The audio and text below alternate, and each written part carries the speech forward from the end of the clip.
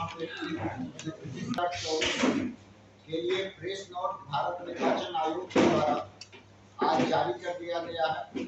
इसके साथ ही जिले में आदर्श आचार संहिता प्रभावी हो गई है। साथ ही जिले के लिए और आदर्श आचार संहिता के अनुपालन के लिए जिला स्तर से सेक्शन सीआरपीसी 144 के तहत निरोधात्मक आदेश भी निर्गत कर दिए गए हैं। दरभंगा जिला जिसमें कि 10 असेंबली कॉन्स्टिट्यूंसी है और वह 3 पार्लियामेंट्री कॉन्स्टिट्यूंसी में बटा हुआ है। दरभंगा जिले का जाले विधानसभा क्षेत्र और केवटी विधानसभा क्षेत्र मधुबनी पार्लियामेंट्री कॉन्स्टिट्यूंसी के अंतर्गत आता है और हायाघाट तथा कुशेश्वर स्थान का हमारा जो असेंबली कॉन्स्टिट्यूंसी सेगमेंट है वो समस्तीपुर पार्लियामेंट्री कॉन्स्टिट्यूंसी के अंतर्गत आता है। रिमेनिंग जो 6 हमारा है वो दरभंगा पार्लियामेंट्री कॉन्स्टिट्यूंसी के अंतर्गत आता है। भारत निर्वाचन आयोग के द्वारा जारी प्रेस नोट के अनुसार जो हमारा दरभंगा पार्लियामेंट्री कॉन्स्टिट्यूंसी है जनरल है और जो समस्तीपुर पार्लियामेंट्री कॉन्स्टिट्यूंसी का 2 सेगमेंट है जो एससी आरक्षित है, उसके लिए चौथे चरण में निर्वाचन संपन्न होना है और जो उसके लिए डेट है वो मैं आप लोगों के सामने रखना चाहूंगा। नोटिफिकेशन का डेट 18 अप्रैल होगा। Last date for filing nomination 25 April 2024 है। स्क्रूटनी ऑफ नॉमिनेशन का date 26 April 2024। Last date for withdrawal of candidature 29 April 2024 है। पोल की तिथि, मतदान की तिथि 13 मई 2024 और मतगणना की तिथि 4 जून 2024। इस प्रकार 6 जून 2024 से पहले निर्वाचन की प्रक्रिया पूर्ण कर दी जाती है।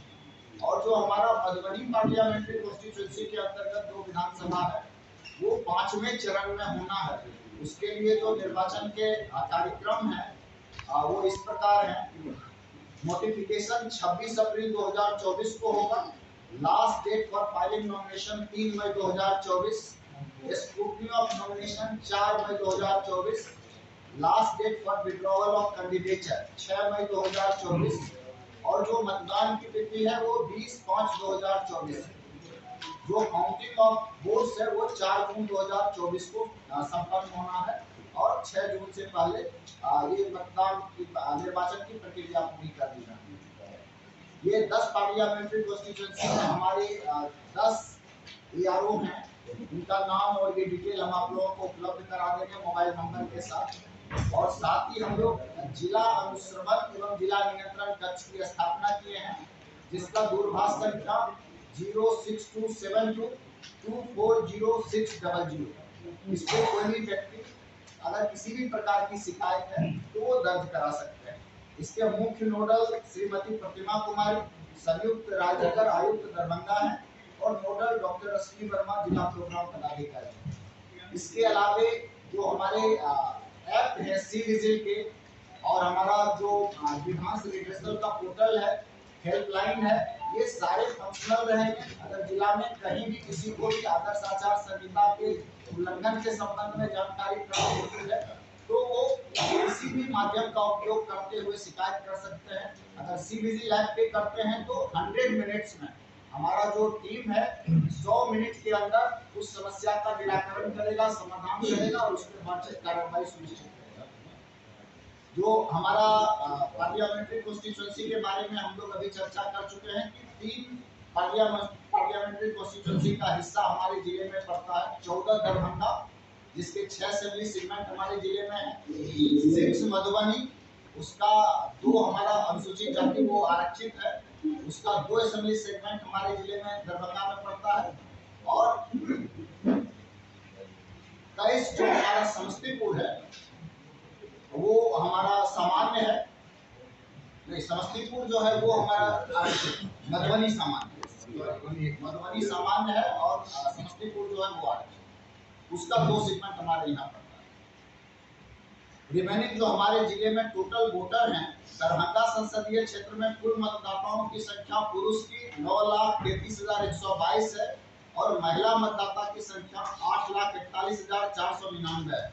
और थर्ड जेंडर के वोटर्स हमारे 35 हैं इस प्रकार से कुल 17,74,656 हमारे यहाँ जिले में कुल मतदाता हैं जो दरभंगा पार्लियामेंट्री कॉन्स्टिट्यूंसी में। जो हमारे समस्तीपुर पार्लियामेंट्री कॉन्स्टिट्यूंसी का 2 सेगमेंट है, उसमें टोटल मतदाता 5,18,150 है, महिला पुरुष और थर्ड जेंडर मिलाकर। समस्तीपुर संसदीय क्षेत्र का जो हिस्सा दरभंगा जिले में पड़ता है, उसमें 6,26,600 मतदाता है। इस प्रकार से जिले में कुल मतदाताओं की संख्या पुरुष 15,35,515, महिला 13,83,837 और थर्ड जेंडर 54, कुल 29,19,406 हमारे यहाँ मतदाता जिले में है। जो हमारा सेवा मतदाता जिले में कुल सेवा मतदाताओं की संख्या 2,254 है। जो सर्विस वोटर्स है उनकी ये संख्या है। जिले में सभी कोषांगों का गठन कर लिया गया है और उसके अनुरूप सभी पदाधिकारी और नोडल चयनित कर लिए गए हैं। दरभंगा जिले में जो सेक्टर पदाधिकारी होते हैं उनकी संख्या 309 है, 309। इसके साथ साथ फ्लाइंग स्क्वाड की टीम बनी है जिसकी संख्या 38 है। स्टैटिक सर्विलांस की टीम रहेगी और वो उसकी संख्या 45 है। जो हमारे व्यय के प्रेक्षक हैं उसकी संख्या 10 है। और इस बार जो 2024 का लोकसभा निर्वाचन होना है, इसमें व्यय की अधिकतम सीमा दरभंगा निर्वाचन क्षेत्र के लिए 95 लाख होगी, 95 लाख रुपए। पोलिंग एजेंट्स के संदर्भ में यह प्रावधान में थोड़ा परिवर्तन हुआ है, इसलिए जिसकी संख्या 38 है। स्टैटिक सर्विलांस की टीम रहेगी और वो उसकी संख्या 45 है। जो हमारे व्यय के प्रेक्षक हैं उसकी संख्या 10 है। और इस बार जो 2024 का लोकसभा निर्वाचन होना है, इसमें व्यय की अधिकतम सीमा दरभंगा निर्वाचन क्षेत्र के लिए 95 लाख होगी, 95 लाख रुपए। पोलिंग एजेंट्स के संदर्भ में यह प्रावधान में थोड़ा परिवर्तन हुआ है, इसलिए मैं आप लोगों के माध्यम से सभी लोगों को भी जानकारी देना चाहूंगा कि पूर्व में यह प्रावधान था कि पोलिंग एजेंट उसी मतदान केंद्र अथवा नेबरिंग पोलिंग स्टेशन का इलेक्टर होना चाहिए, वहां का मतदाता होना चाहिए।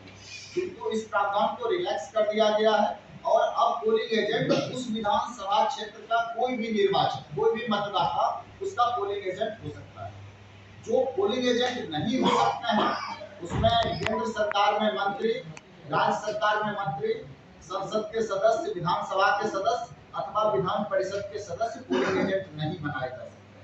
नगर निगम के मेयर, नगर पालिका, नगर पंचायत, जिला परिषद, जिला पंचायत निकाय के चेयरपर्सन भी पोलिंग एजेंट नहीं बन सकते।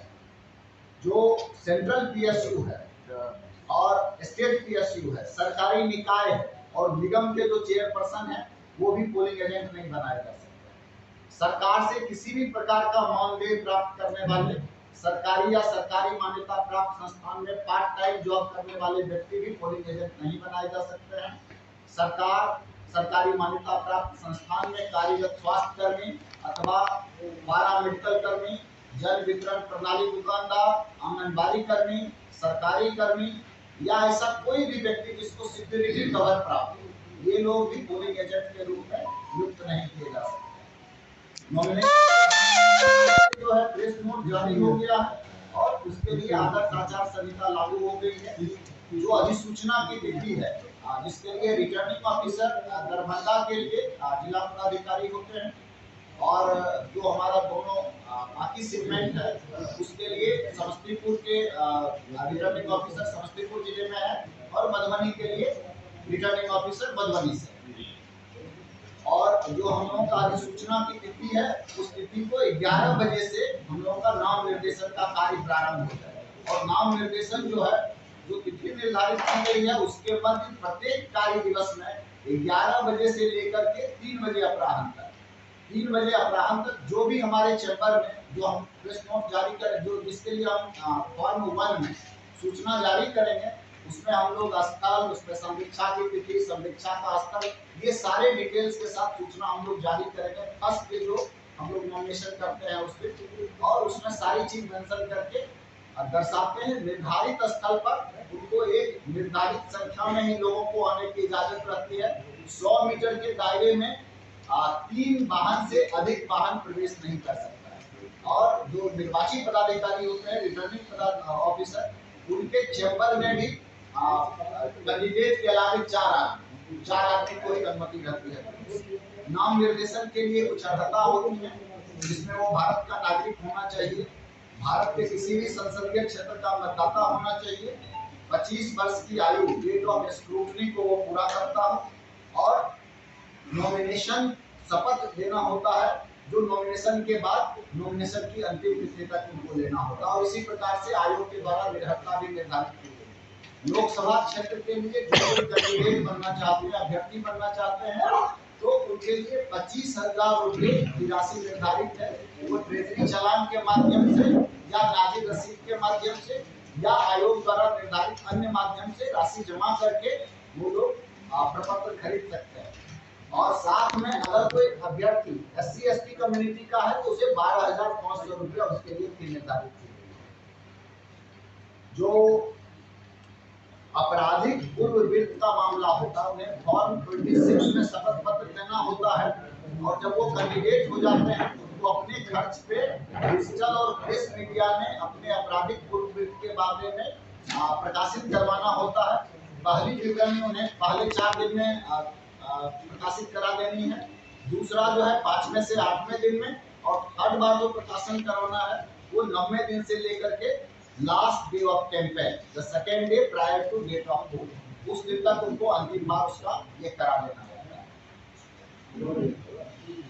हम लोग जो एक्सपेंडिचर रहता है, एक्सपेंडिचर की मॉनिटरिंग के लिए भी उसमें पूरी व्यवस्था रहती है। एक्सपेंडिचर के ऑब्जर्वर आते हैं, जब कोई कैंडिडेट बनते हैं तो हम उनको रजिस्टर देते हैं। कोई भी खर्च करेंगे तो उनको एक सेपरेट बैंक अकाउंट के माध्यम से ही उससे राशि उनको व्यय करनी होती है, और उसके पूरे व्यय का लेखा जोखा रखना होता है।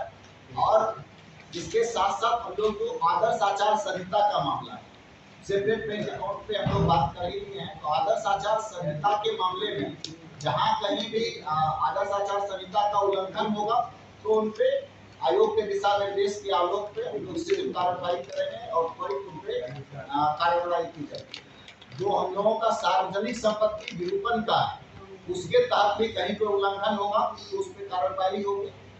लोगों को जो परमिशन लेकर के करना है, सभा, रैली, लाउड स्पीकर का उपयोग, इस प्रकार की चीजों के लिए हम लोगों ने सुविधा का इस्तेमाल किया है। हम सभी लोगों से अनुरोध कर रहे हैं कि समय रहते हुए 48 घंटे से पहले आवेदन दे दें, ताकि थाने से, अंचल से, सभी जगह से रिपोर्ट मंगा कर उनको NOC, जहाँ पे भी अगर वो सभा वगैरह करेंगे तो उस संस्थान पे स्वामित्व रखने वाले लोगों से NOC प्राप्त करके फिर उनको ये करना है सभा वगैरह के लिए। लाउड स्पीकर के लिए SDO के स्तर से परमिशन लेना रहता है। अगर हेलीकॉप्टर आ रहा है तो हेलीपैड के लिए परमिशन जिला निर्वाचन पदाधिकारी के स्तर से दिया जाएगा। हम लोग तीनों अनुमंडल में उनके अनुमंडल क्षेत्र के लिए सुविधा का काउंटर लगा रहे हैं जो सिंगल विंडो सिस्टम रहे।